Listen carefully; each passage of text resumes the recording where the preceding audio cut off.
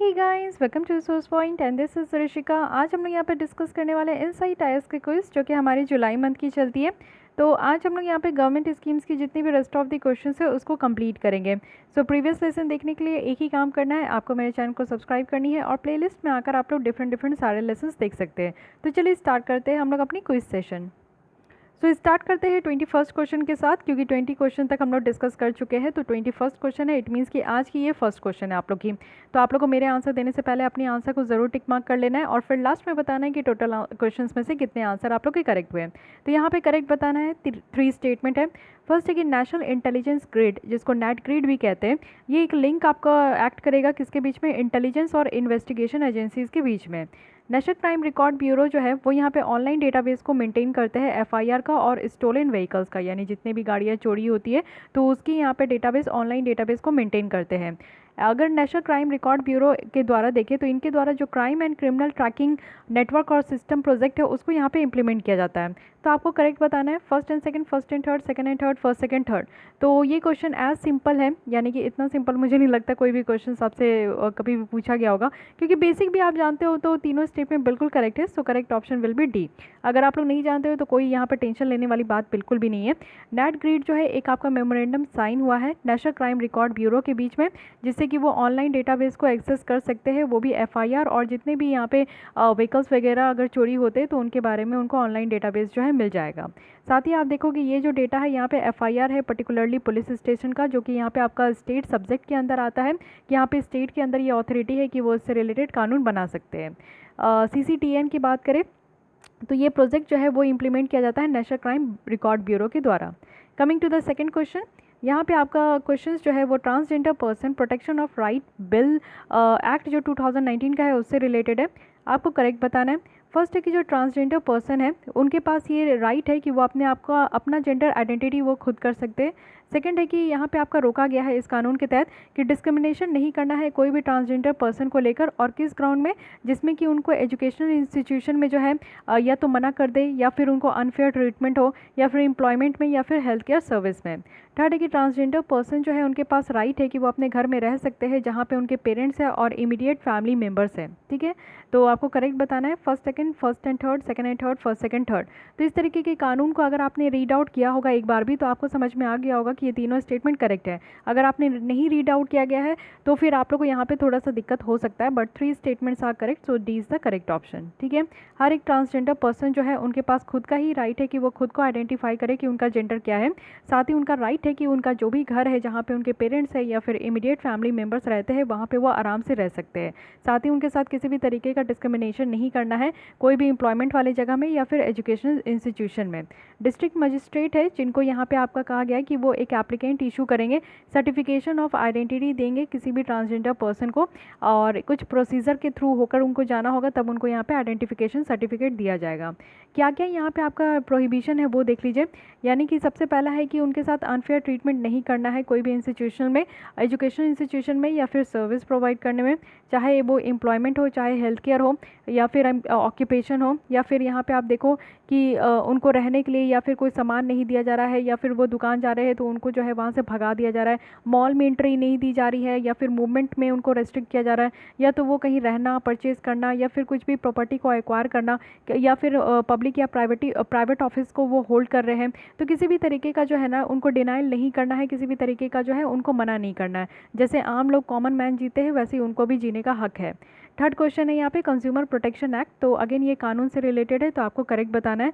First है कि यहाँ पे सेंट्रल कंज्यूमर प्रोटेक्शन अथॉरिटी आपका सेटअप किया गया है, जिसके थ्रू यहाँ पे जो राइट ऑफ कंज्यूमर है उसको प्रमोट किया जाएगा, प्रोटेक्ट किया जाएगा, और ये जो अथॉरिटी है इनके द्वारा इन्वेस्टिगेशन भी कंडक्ट किया जाएगा अगर कोई भी कंज्यूमर राइट का हनन होता है तो। सेकंड है कि यहाँ पे प्रिवेंशन है, यानी कि गलत तरीके से अगर व्यापार प्रैक्टिस हो रहा है ई कॉमर्स प्लेटफॉर्म के द्वारा या फिर हेल्थ केयर सर्विस प्रोवाइडर में तो उनको भी इस कानून के तहत देखा जाएगा। साथ ही साथ यहाँ पे अल्टरनेट डिस्प्यूट रेजोल्यूशन मैकेनिज्म है मीडिएशन का, जो कि यहाँ पे इस कानून के तहत किया जाएगा। तो आपको करेक्ट बताना है first and second, first and third, second and third, या फिर फर्स्ट सेकंड थर्ड। तो first statement no doubt correct है, क्योंकि ये पहली बार ऐसा है कि जो हमारा पहले का कंज्यूमर प्रोटेक्शन एक्ट था उसको यहाँ पे अमेंड किया गया है। उसमें एक सेंट्रल कंज्यूमर प्रोटेक्शन अथॉरिटी बनाया जा रहा है, जिसके थ्रू हम जैसे जो कंज्यूमर है हमारी राइट को प्रोटेक्ट किया जाएगा, और अगर हमारी राइट हनन होती है तो यहाँ पे इन्वेस्टिगेट भी किया जाएगा। But second statement is not correct, third statement is correct. So हमारा करेक्ट आंसर यहाँ पे बी हो गया, that is one and third statements are correct. देख लेते हैं इस एक्ट के थ्रू ये आपका अथॉरिटी बनाया गया है, और इस एक्ट को आप देखोगे कि जुलाई 2020 से ये आपका जो है फोर्स में आ चुका है। साथ ही prevention of unfair trade practice अगर हम लोग ई कॉमर्स प्लेटफॉर्म के द्वारा देखें तो वो इस इस एक्ट में आपका कवर किया गया है, लेकिन हेल्थ केयर जो है अभी तक ये बाहर रखा गया है। ठीक है, तो ध्यान रखिएगा, सिर्फ ई कॉमर्स प्लेटफॉर्म के बारे में बताया जा रहा है, यहाँ पे हेल्थ केयर को इंक्लूड नहीं किया गया है। Coming to the fourth question, यहाँ पे आपको करेक्ट बताना है, और क्वेश्चन रिलेटेड है एफएसडीसी से related, financial stability and development council. First है कि financial stability and development council एक स्टैट्यूटरी बॉडी है जो कि यहाँ पे सेटअप किया गया था कि कैसे यहाँ पे फाइनेंशियल स्टेबिलिटी को मेंटेन करना है और फाइनेंशियल जो सेक्टर डेवलपमेंट है उसको प्रमोट करना है। ये जो काउंसिल है इसको यूनियन फाइनेंस मिनिस्टर यहाँ पे चेयर करते हैं। थर्ड है कि एफएसडीसी की बात करें तो ये इंडिया के इंटरनेशनल इंटरफेयर्स को यहाँ पे कोऑर्डिनेट करते हैं, वो भी फाइनेंशियल सेक्टर बॉडीज़ के, जो कि यहाँ पे फाइनेंशियल एक्शन टास्क फोर्स है या फिर फाइनेंशियल स्टेबिलिटी बोर्ड है। फोर्थ है कि अगर हम लोग आरबीआई के गवर्नर और चीफ इकोनॉमिक एडवाइजरी के गवर्नर के बारे में बात करें तो वो यहाँ पे एफएसडीसी के मेंबर होते हैं। तो आपको करेक्ट बताना है first second third, first third fourth, second third fourth, second and third. तो यहाँ पे आप लोग देखिए 4 स्टेटमेंट है, तो ये बहुत ही बड़ा अच्छा ऑप्शन होता है आपके लिए कि आप यहाँ पे एलिमिनेशन मेथड के थ्रू जो है ना डायरेक्ट आंसर तक पहुँच सकते हो। तो आइए हम लोग कोशिश करते हैं कि कैसे पहुँचेंगे। तो सबसे पहले तो एफएसडीसी है, इसके बारे में आपको मेन पता होना चाहिए कि ये बॉडी क्यों बनाया गया, किस तरीके की बॉडी है, इसमें आपका मेन फंडा क्या रखा गया है। अगर यही आपको पता होगा तो इससे पता चल जाएगा कि फर्स्ट स्टेटमेंट इनकरेक्ट है, तो हमारा 2 स्टेटमेंट तो 2 ऑप्शन ऐसे ही एलिमिनेट हो गया। बचा इसमें आप लोग देख सकते हो कि सेकंड और थर्ड तो यहाँ पे करेक्ट है, फोर्थ हम लोग को पता करना है। तो यहाँ पे अगर हम लोग मेंबर की भी बात करें तो आरबीआई के गवर्नर और चीफ इकोनॉमिक एडवाइज़र ये दोनों यहाँ पे आपके आपके मेंबर, इसमें मेंबर है कि नहीं है ये आपको लोग को पता होना चाहिए। तो ये दोनों इसके मेंबर है, सो करेक्ट ऑप्शन यहाँ पे सी हो गया। अब ये थोड़ा फैक्चुअल क्वेश्चन था तो इसमें आपको पता होना चाहिए तभी आप लोग आंसर निकाल पाओगे, अदरवाइज जो है थोड़ा सा फंस सकते हो। तो फाइनेंशियल स्टेबिलिटी और डेवलपमेंट काउंसिल जो है ये 2010 में बनाया गया था, और ये आपका जो बनाया गया था इसमें आपके स्ट्रेंथन करने के लिए और यहाँ पे फाइनेंशियल स्टेबिलिटी को मेंटेन करने के लिए। ऐसा कुछ भी नहीं है कि ये स्टैट्यूटरी बॉडी है, ठीक है, कानून के द्वारा इसको नहीं बनाया गया था। स्टैट्यूटरी बॉडी वही होते हैं जो पार्लियामेंट के थ्रू जो है कानून पास होता है उसके थ्रू कोई बॉडी बनता है। तो इसलिए बस ये स्टैट्यूटरी बॉडी के कारण जो है फर्स्ट स्टेटमेंट इनकरेक्ट हो गया, बाकी रेस्ट ऑफ द बात यहाँ पे बिल्कुल करेक्ट है। ये अपेक्स लेवल एफएसडीसी है जो कि आपको देखने को मिलेगा। साथ ही कंपोजिशन क्या है कि इसको जो चेयर करते हैं यूनियन फाइनेंस मिनिस्टर करते हैं, इनके जो मेंबर है वो गवर्नर है आरबीआई के, साथ ही फाइनेंस सेक्रेटरी भी देखने को मिलेगा, डिपार्टमेंट ऑफ इकोनॉमिक अफेयर्स के है, सेक्रेटरी है डिपार्टमेंट ऑफ फाइनेंशियल सर्विस के, चीफ इकोनॉमिक एडवाइजर है मिनिस्ट्री ऑफ फाइनेंस है। तो सब जितने भी यहाँ पे आपको फाइनेंस सेक्टर से रिलेटेड जितने भी लोग देखने को मिलेंगे वो इस बॉडी के मेंबर होते हैं। रिस्पॉन्सिबिलिटी क्या है, जैसा कि नाम में ही पता चल गया है कि फाइनेंशियल को स्टेबल करना है, फाइनेंशियल सेक्टर को डेवलप करना है, इंटर रेगुलेटरी कोऑर्डिनेट करनी है, फाइनेंशियल लिटरेसी होना चाहिए, फाइनेंशियल इंक्लूजन होना चाहिए, सारे लोगों को पैसे के बारे में पूरी अच्छी तरीके से जानकारी हो और सारे लोगों का यहाँ पे बैंक में अकाउंट होना चाहिए। तो इसके बारे में आप लोग को ध्यान रखना है। Coming to the fifth question, यहाँ पे है नेशनल एंटी प्रॉफिटेरिंग अथॉरिटी। काफ़ी बार न्यूज़ में है, जब से जीएसटी आया है तब से हम लोग इसके बारे में पढ़ रहे हैं, 1 साल के बाद से हम लोग पढ़ रहे हैं। तो देखते हैं कि इसके बारे में आप लोग को कितना पता है। अगेन यहाँ पे 3 स्टेटमेंट है, तो कोशिश कीजिएगा एलिमिनेशन टेक्निक लगाकर जो है आप लोग आंसर तक पहुँच सकते हो। तो आइए देखते हैं। फर्स्ट स्टेटमेंट है कि नेशनल एंटी प्रॉफिटेरिंग अथॉरिटी जो है ये आपका बनाया गया है सेंट्रल जीएसटी एक्ट 2017 के तहत। सेकंड है कि जो अथॉरिटी है इसका कोर फंक्शन है कि यहाँ पे जो भी आपका जीएसटी टैक्स का रेट जो आपका कम होते जाता है, जैसे समटाइम्स हम लोग देखते जा रहे हैं कि जब से आपका जीएसटी काउंसिल की मीटिंग स्टार्ट हुई है, तो मान लीजिए कि 18% में कोई कमोडिटीज़ है तो उसकी रेट कम करके 12% कर दिया गया, या फिर 12% में कोई कमोडिटीज़ है तो उसको 0% में ला दिया गया।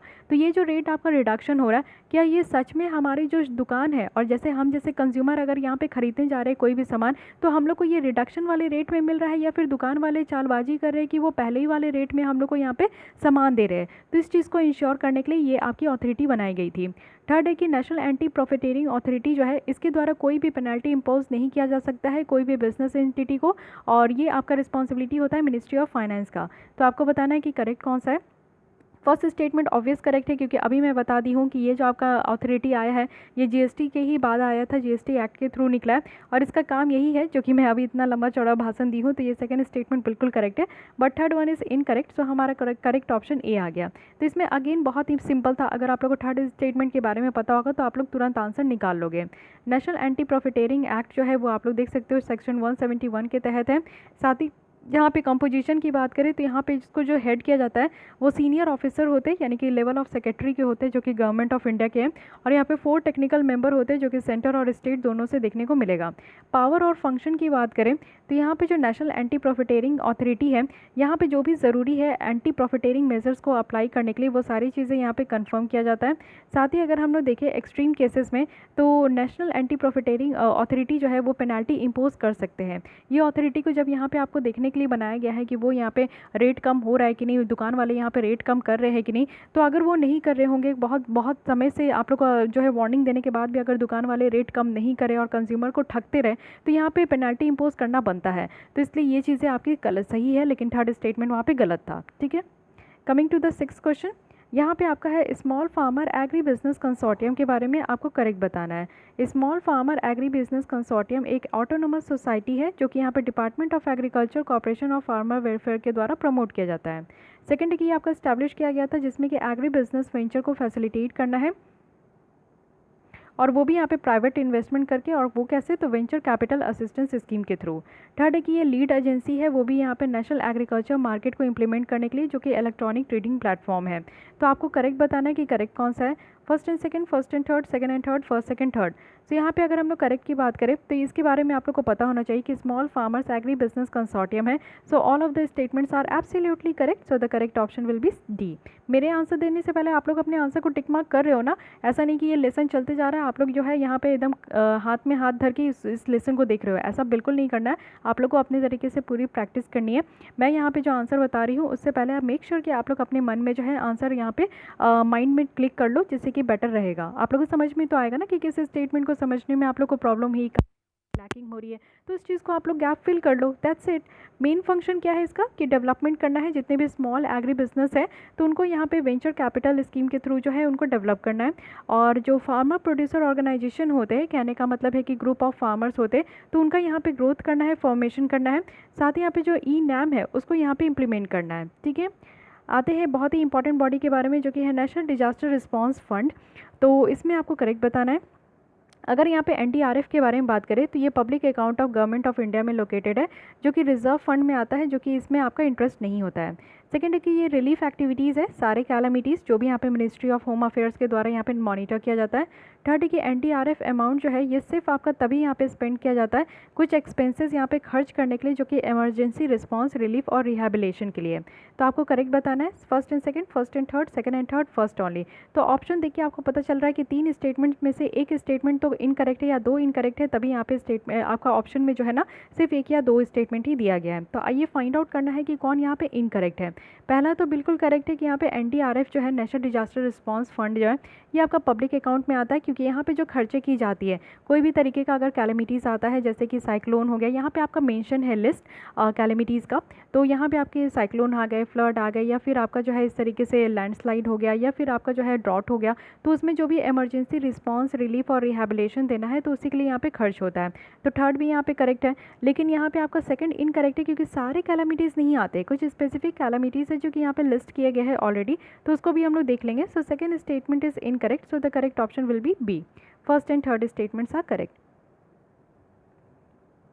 ये आप देखोगे कि जो ये फंड बनाया गया है ये डिजास्टर मैनेजमेंट एक्ट 2005 के यहाँ पे आपका जो सेक्शन 46 है उसके तहत ये फंड आपका क्रिएट किया गया है, जिसके थ्रू यहाँ पे पैसे जो होते हैं वो पब्लिक अकाउंट से ही जाते हैं। इस तरीके का ये अकाउंट यहाँ पे बनाया गया है। ठीक है, तो जो भी यहाँ पे आप लोग देखते हो कि किसी भी तरीके का जो आपका इमरजेंसी आ जाता है या फिर कैलेमिटीज़ होता है तो उसको यहाँ पर टैकल किया जाता है।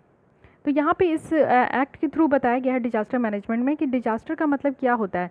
डिजास्टर का मतलब होता है कि कोई भी तरीके का कैलेमिटीज़ या फिर ग्रेव अक्रेंस, यानी कि एकदम बहुत ही ज़्यादा दुख भरा जो आपका समा है वो आपका बन चुका है, यानी कि उस एरिया में बहुत ज़्यादा प्रॉब्लम आ गया है, चाहे वो नेचुरली हो या फिर मैन मेड कॉजेज़ हो। तो ऐसा होना चाहिए कि मास नंबर ऑफ लोगों को यहाँ पे प्रॉब्लम कर रहा है। जैसे कि ड्रॉट आता है तो उस एरिया के बहुत सारे लोग जो है अफेक्टेड होते हैं।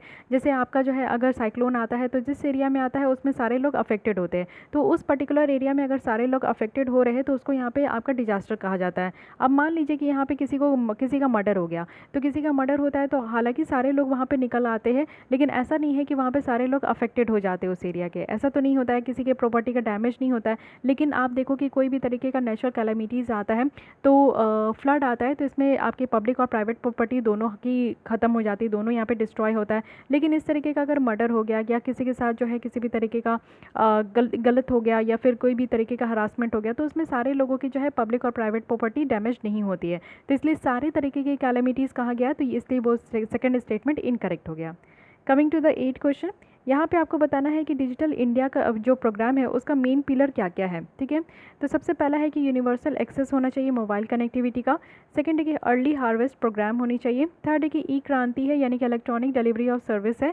फोर्थ है यहाँ पे इन्फॉर्मेशन फॉर ऑल। तो क्या क्या यहाँ पे करेक्ट है, first and second, first second third, second third fourth, first second third fourth. तो यहाँ पे डिजिटल इंडिया प्रोग्राम की बात करें तो यहाँ पे चारों स्टेटमेंट एब्सोल्युटली करेक्ट है। सो हमारा करेक्ट ऑप्शन यहाँ पे डी है। टोटल यहाँ पे 9 पिलर है, तो और भी पिलर देख लेते हैं कि क्या है। डिजिटल इंडिया एक अम्ब्रेला प्रोग्राम है जिसमें कि आपके मल्टीपल जो गवर्नमेंट मिनिस्ट्रीज और डिपार्टमेंट है उसको कवर किया गया है। यहाँ पे आप देखोगे कि लार्ज नंबर ऑफ आइडियाज़ को एक साथ लाना है, थॉट को एक साथ लाना है, वो भी सिंगल कॉम्प्रिहेंसिव विजन में। साथ ही साथ आप देखोगे कि हर एक इंडिविजुअल को यहाँ पे जो है अपने आप में ही स्टैंड होने का कहा गया है। और डिजिटल इंडिया जो है ये आपका इंटायर गवर्नमेंट के द्वारा जो है ये आपका इम्प्लीमेंट किया जाएगा। साथ ही यहाँ पे जो department of electronics and information technology है वो यहाँ पे इंक्लूड है। डिजिटल इंडिया का मेन एम यही है कि जो भी यहाँ पे ज़रूरत है हमारे ग्रोथ के लिए वो यहाँ पे आपका पूरा करना है। और 9 पिलर्स ऑफ ग्रोथ है यहाँ पे, जैसे कि ब्रॉडबैंड हाईवे है, ब्रॉडबैंड हाईवे प्रोवाइड करना, जैसे यहाँ पे देखिए पिक्चर्स में आपका दिया गया बहुत अच्छे से। ब्रॉडबैंड हाईवेज़ यहाँ पे प्रोवाइड करना। ई क्रांति है, यानी कि इलेक्ट्रॉनिक डिलीवरी होनी चाहिए सर्विस की। इन्फॉर्मेशन फॉर ऑल है, सारे लोगों को इन्फॉर्मेशन मिलना चाहिए। यूनिवर्सल एक्सेस होना चाहिए मोबाइल कनेक्टिविटी का। इलेक्ट्रॉनिक मैन्युफैक्चरिंग पे ध्यान देना है। पब्लिक इंटरनेट एक्सेस प्रोग्राम होना चाहिए। IT फॉर जॉब होना चाहिए। ई गवर्नेंस है, यानी कि यहाँ पे रिफॉर्म करना है गवर्नमेंट को, वो भी टेक्नोलॉजी का इस्तेमाल करके। अर्ली हार्वेस्ट प्रोग्राम होना चाहिए। तो ये 9 यहाँ पे पिलर्स है जो कि डिजिटल इंडिया का यहाँ पे आपका जो है मेन एम है, तो ये ध्यान रखना है। ओके, सो इसी तरीके से हमारा गवर्नमेंट स्कीम्स कंप्लीट हो गया। नेक्स्ट हम लोग स्टार्ट करने वाले science and tech, again very important. तो आज मुझे लगता है 8 क्वेश्चन था ना। हाँ, तो आउट ऑफ 8 आपको कितने मार्क्स आए मेरे साथ ज़रूर शेयर किया कीजिए कमेंट बॉक्स में। काफ़ी अच्छा लगता है मुझे, मैं भी देखते रहती हूँ आप लोग की कैसी परफॉर्मेंस चल रही है। काफ़ी बच्चे काफ़ी अच्छा कर रहे हैं, कुछ बच्चों को यहाँ पे इंप्रूवमेंट की ज़रूरत है। तो आप लोग रेगुलर प्रैक्टिस करते रहोगे ना तो आप लोग की भी यहाँ पे पकड़ बन जाएगी कि क्वेश्चन को कैसे सॉल्व करना है। बस यही चीज़ तो करना है। उसके बाद एग्जाम हॉल में आपको कौन रोक पाएगा क्लियर करने से प्रीलिम्स, कोई नहीं रोक पाएगा। तो बस इस तरीके से डेली मेरे साथ सॉल्व करते रहिए क्वेश्चंस, बस आप लोग की जो नैया है वो बहुत आराम से पार हो जाएगी। सो आज के लिए बस इतना ही। अगर आपको ये लेसन अच्छी लगी है तो लाइक कर दीजिए मुझे मोटिवेट करने के लिए। साथ ही अपने दोस्तों के साथ या फिर सोशल नेटवर्किंग साइट्स में ज़रूर इस लेसन को शेयर कर सकते हैं। और फिर भी कोई डाउट करी सजेशन है तो बेहिचक आप लोग कमेंट कीजिए। एंड मेक श्योर कि आपने मेरे चैनल को सब्सक्राइब कर लिया है। अगर अच्छा लगा होगा तो आप लोग डेफिनेटली सब्सक्राइब कर लेंगे, क्योंकि कल की लेसन तो आप लोग को मिस नहीं करनी है। और नहीं अच्छा लगा है तो सब्सक्राइब करने का तो कोई भी ज़रूरत नहीं है। अब बहुत सारे ऐसे भी यूट्यूब चैनल अवेलेबल है जहाँ पे आप लोग जो है पढ़ाई कर सकते हो। सो आज के लिए बस इतना ही। Thank you.